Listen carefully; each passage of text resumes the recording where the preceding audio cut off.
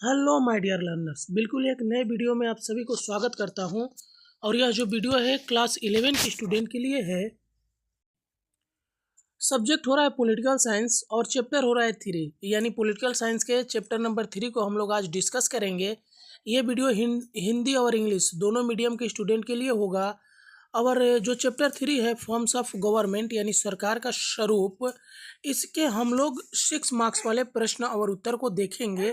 ठीक है, यदि आप इसका पीडीएफ चाहते हैं तो इस वीडियो के डिस्क्रिप्शन में मेरा व्हाट्सअप नंबर दिया गया है, वहाँ से जुड़कर कुछ टर्म्स एंड कंडीशन पर आपको पीडीएफ जरूर प्रोवाइड किया जाएगा। साथ ही साथ मैं इसके पहले पॉलिटिकल साइंस का 2 चैप्टर कंप्लीट कर चुका हूं। यदि आपको नहीं देखे तो हमारे चैनल के प्लेलिस्ट में जाकर देख सकते हैं, जिसका नाम लिखा हुआ है WB class 11 political science semester 2। तो चलिए फटाफट हम लोग 6 मार्क्स वाले प्रश्न को देख लेते हैं।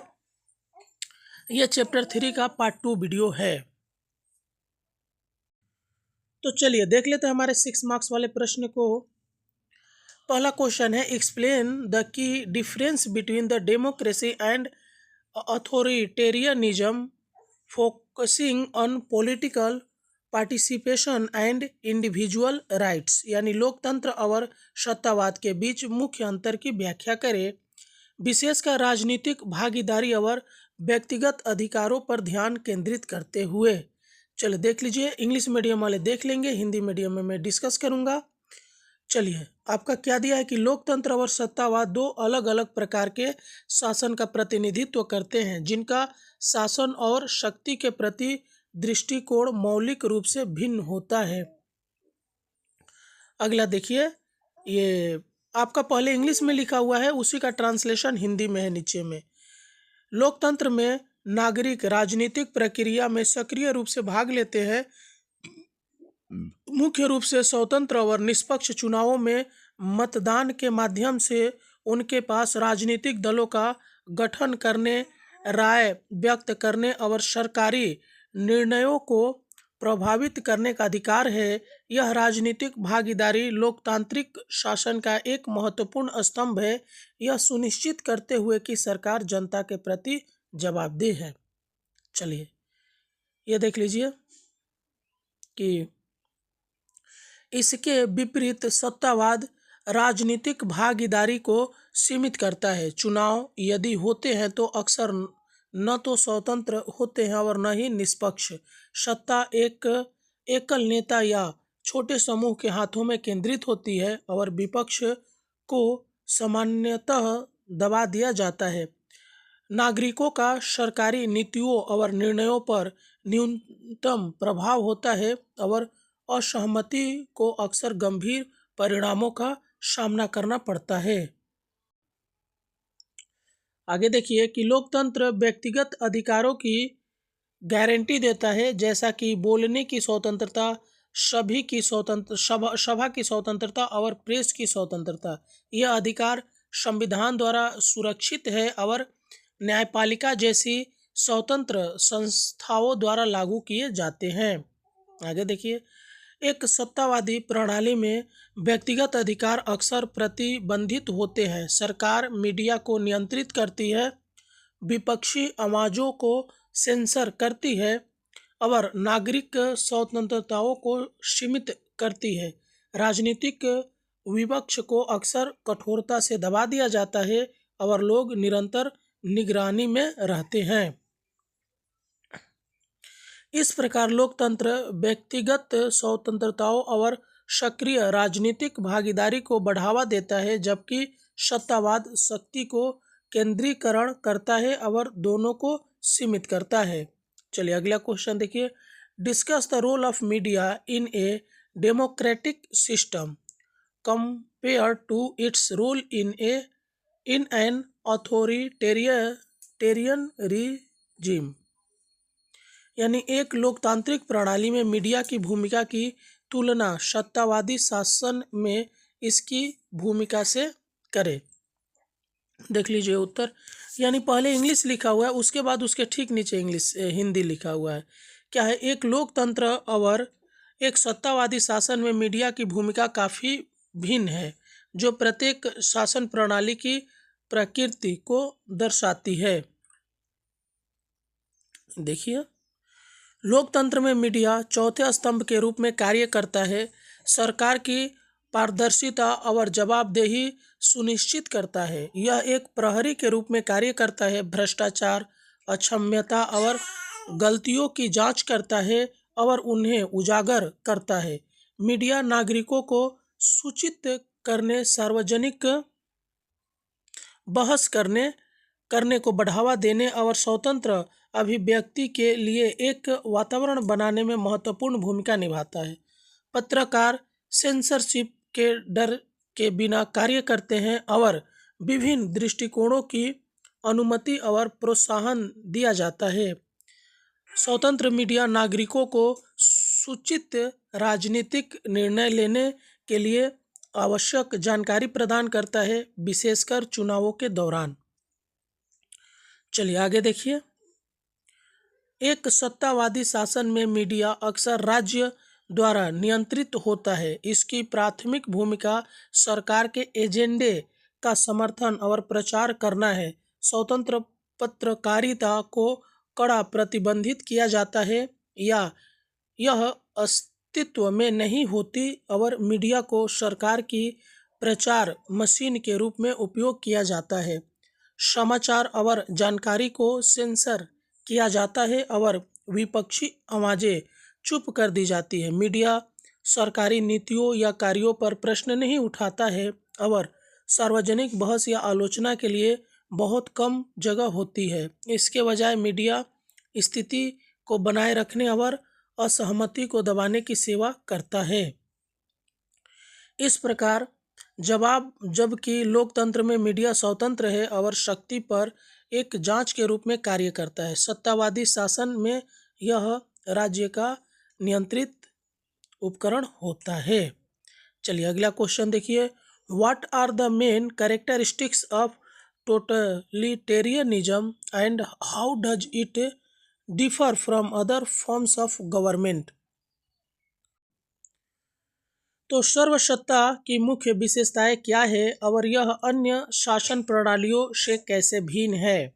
तो देख सकते हैं, सर्वसत्तावाद एक शासन प्रणाली है जिसमें राज्य सार्वजनिक और निजी जीवन के प्रत्येक पहलू को नियंत्रित करने का प्रयास करता है। यह सत्तावाद का एक चरम संस्करण है और लोकतंत्र या पारंपरिक तानाशाही जैसी अन्य शासन प्रणालियों से महत्वपूर्ण रूप से भिन्न है। आगे देखिए। पूर्ण नियंत्रण। सरकार केवल राजनीतिक शक्ति को ही नहीं बल्कि समाज के प्रत्येक पहलू को नियंत्रित करने का प्रयास करती है, जिसमें अर्थव्यवस्था, शिक्षा, कला, संस्कृति और यहाँ तक कि निजी जीवन भी शामिल है। इसका लक्ष्य व्यक्तियों के विचारों और क्रियाओं को नियंत्रित करना है। विचारधारा यानी सर्वसत्तावादी शासन अक्सर एकल विचारधारा पर आधारित होते हैं, जैसे साम्यवाद, फासीवाद या धार्मिक कट्टरतावाद। इस विचारधारा को पूर्ण सत्य के रूप में प्रचारित किया जाता है और असहमति को सहन नहीं किया जाता है। आगे देखिए। एक पार्टी शासन सर्वसत्तावादी राज्यों में आमतौर पर एक ही राजनीतिक पार्टी होती है जो सभी सरकारी कार्यों को नियंत्रित करती है और अन्य सभी राजनीतिक पार्टियों पर प्रतिबंध होता है। अगला देखिए कि प्रचार का उपयोग। राज्य जनमत को आकार देने, शासन की महिमा करने और दुश्मनों को दानव बनाने के लिए जन मीडिया और प्रचार का उपयोग करता है। चलिए। निगरानी और आतंक। सर्वसत्तावादी शासन अक्सर नागरिकों की निगरानी के लिए निगरानी का उपयोग करते हैं और असहमति को दबाने के लिए आतंक के तरीके अपनाते हैं। गोपनीय पुलिस और मुखबिरों का उपयोग आमतौर पर भय पैदा करने और जनसंख्या को नियंत्रित करने के लिए किया जाता है। आगे देखिए। अन्य शासन प्रणालियों से भिन्नताएं।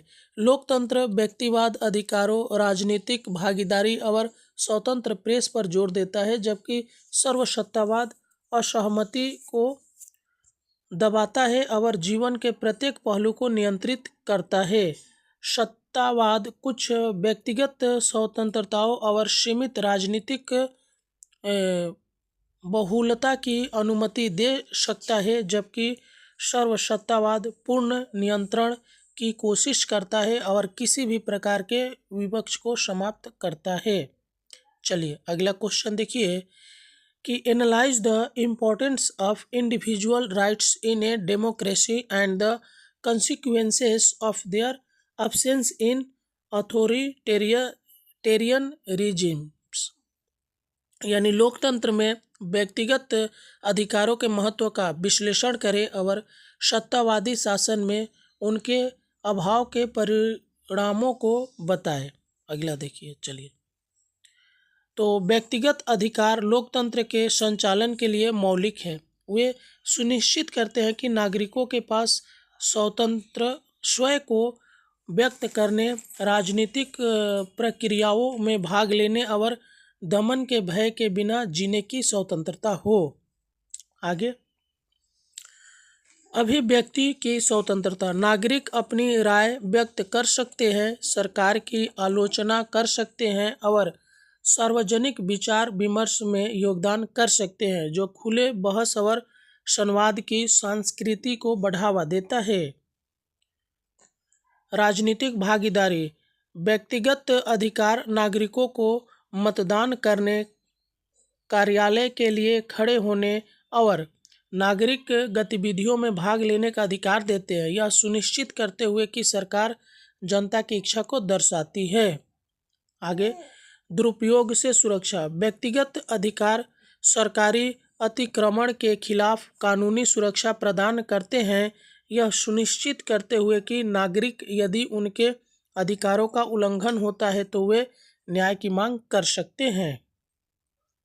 चलिए, असहमति का दमन। व्यक्तिगत अधिकारों के बिना असहमति को अक्सर गंभीर परिणामों का सामना करना पड़ता है, जिसमें कैद, यातना या यहाँ तक कि हत्या भी शामिल है। इससे भय की एक संस्कृति बनती है जहाँ लोग बोलने से हिचकिचाते हैं। आगे, जवाबदेही की कमी। व्यक्तिगत अधिकारों की अनुपस्थिति में सरकारों को उनके कार्यों के लिए जवाबदेह नहीं ठहराया जाता। नागरिक सरकार के निर्णयों को चुनौती नहीं दे सकते या शिकायतों के बिना न्याय नहीं मांग करते। अगला देखिए, नागरिक समाज का क्षय। व्यक्तिगत अधिकारों की कमी नागरिक समाज संगठनों को दबाती है, नागरिकों की अपने अधिकारों के लिए संगठित होने और वकालत करने की क्षमता को सीमित करती है और अंततः लोकतंत्र को कमजोर करती है। अंत में, व्यक्तिगत अधिकार एवं स्वस्थ लोकतंत्र के लिए आवश्यक है भागीदारी, जवाबदेही और न्याय की अनुमति देते हैं, जबकि उनका अभाव सत्तावादी शासन में दमन और शक्ति के दुरुपयोग की ओर ले जाता है।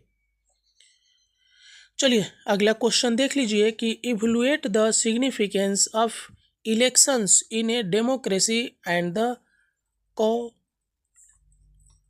Challenges faced in conducting free and fair election. यानी लोकतंत्र में चुनावों के महत्व का मूल्यांकन करें और स्वतंत्र और निष्पक्ष चुनाव आयोजित करने में आने वाली चुनौतियों का विश्लेषण करें। तो देख सकते हैं आप लोग कि चुनाव लोकतांत्रिक शासन का एक आधार स्तंभ है, जो नागरिकों को अपनी इच्छा व्यक्त करने और अपने प्रतिनिधियों को चुनने का एक तंत्र प्रदान करता है। यह सरकार में जवाबदेही और वैधता सुनिश्चित करने के लिए आवश्यक है। आगे, प्रतिनिधित्व। चुनाव नागरिकों को उन प्रतिनिधियों को चुनने की अनुमति देते हैं जो उनके मूल्यों और हितों के अनुरूप होते हैं, यह सुनिश्चित करते हुए कि निर्णय लेने की प्रक्रियाओं में भिन्न दृष्टिकोण शामिल हो। आगे देखिए, जवाबदेही। चुनाव नागरिकों को अपने प्रतिनिधियों को उनके कार्यों के लिए जवाबदेह ठहराने का एक तंत्र प्रदान करते हैं। यदि निर्वाचित अधिकारी अपने निर्वाचन क्षेत्रों की अपेक्षाओं पर खरे नहीं उतरते हैं तो उन्हें अगले चुनावों में कार्यालय से हटाया जा सकता है। नेक्स्ट, वैधता। चुनाव सरकार को वैधता प्रदान करते हैं क्योंकि वे शासित लोगों की सहमति पर आधारित होते हैं। एक ऐसा सरकार जो स्वतंत्र और निष्पक्ष चुनावों के माध्यम से चुनी जाती है वह लोगों द्वारा अधिक स्वीकार की जाती है और समर्थित होती है। चलिए, उसके बाद राजनीतिक स्थिरता। नियमित चुनाव राजनीतिक स्थिरता में योगदान करते हैं क्योंकि वे राजनीतिक परिवर्तन के लिए एक शांतिपूर्ण साधन प्रदान करते हैं और सुनिश्चित करते हैं कि सत्ता का संक्रमण व्यवस्थित तरीके से हो। भ्रष्टाचार। चुनाव प्रक्रिया भ्रष्टाचार द्वारा प्रभावित हो सकती है जिसमें रिश्वत, मत खरीदना और परिणामों में हेरफेर शामिल है। यह चुनावों की अखंडता को कमजोर करता है और अयोग्य प्रतिनिधियों के चयन का कारण बन सकता है। आगे, मतदाता दमन। मतदाता संख्या को कम करने के लिए विभिन्न तकनीकों का उपयोग किया जा सकता है, जैसा कि कठोर मतदाता पहचान, कानून लागू करना, मतदान स्थलों की संख्या को सीमित करना या मतपत्र बॉक्स पर मतदाताओं को डराना। उसके बाद देख सकते हैं कि मीडिया हेरफेर। मीडिया कवरेज में नियंत्रण या पक्षपात जनता की धारणा को प्रभावित कर सकता है और चुनावी परिणामों को बदल सकता है। निष्पक्ष और पक्षपाती जानकारी तक पहुंच सूचित मतदान के लिए महत्वपूर्ण है। हस्तक्षेप और हिंसा। कुछ क्षेत्रों में चुनावों में हिंसा, डराने धमकाने या राजनीतिक पार्टियों या समूहों द्वारा हस्तक्षेप से संबंधित बाधित किया जा सकता है, जो मतदाताओं को हतोत्साहित कर सकता है और चुनावी प्रक्रिया को बाधित कर सकता है। अंत में, जबकि चुनाव लोकतंत्र में प्रतिनिधित्व, जवाबदेही और वैधता सुनिश्चित करने में महत्वपूर्ण भूमिका निभाते हैं, लेकिन उन्हें महत्वपूर्ण चुनौतियों का सामना करना पड़ता है जो उनकी अखंडता और प्रभावशीलता को कमजोर कर सकता है। चलिए, अगला क्वेश्चन देखिए कि discuss the impact of globalisation on nation sovereignty and cultural identity, यानी वैश्वीकरण का राष्ट्रीय संप्रभुता और सांस्कृतिक पहचान पर प्रभाव चर्चा करें। तो देख सकते हैं कि वैश्वीकरण का तात्पर्य व्यापार, निवेश, प्रौद्योगिकी और सांस्कृतिक विनिमय के माध्यम से देशों के बीच बढ़ती हुई आपसी संबंधों और निर्भरता से है, जबकि यह आर्थिक लाभ लाता है या राष्ट्रीय संप्रभुता और सांस्कृतिक पहचान के लिए भी चुनौतियां पेश करता है। राज्य की शक्ति में कमी। वैश्वीकरण राज्य की शक्ति के क्षय का कारण बन सकता है क्योंकि अंतर्राष्ट्रीय संगठन जैसे WTO, INF और बहुराष्ट्रीय कंपनियां राष्ट्रीय नीतियों पर प्रभाव डालती है। इससे सरकारों की अपनी अर्थव्यवस्थाओं को विनियमित करने और स्थानीय उद्योगों की रक्षा करने की क्षमता सीमित हो सकती है। उसके बाद देखिए, आर्थिक निर्भरता। देश वैश्विक बाजारों पर आर्थिक रूप से निर्भर हो सकता है जो उनकी संप्रभुता को कमजोर कर सकता है क्योंकि बाहरी आर्थिक दबाव घरेलू नीति निर्णयों को निर्धारित कर सकते हैं। उसके बाद नीति संगति। वैश्वीकरण देशों के बीच समान नीतियों और नियमों को जन्म दे सकता है जिसमें राष्ट्रीय शासन की विशेषता कम होती है और राज्यों की स्वायत्तता घटती है। आगे सांस्कृतिक समरूपता। वैश्वीकरण एक प्रमुख संस्कृति के प्रसार का कारण बन सकता है जो स्थानीय परंपराओं और भाषाओं की कीमत पर होती है, जिससे सांस्कृतिक समरूपता का परिणाम होता है। आगे विरासत की हानि। जैसे जैसे वैश्विक संस्कृति अधिक व्यापक होती जाती है, स्थानीय रीति रिवाज और प्रथाएं सीमित या पूरी तरह से खो सकती है, जिससे समुदायों के बीच सांस्कृतिक पहचान का अनुभव घटता है।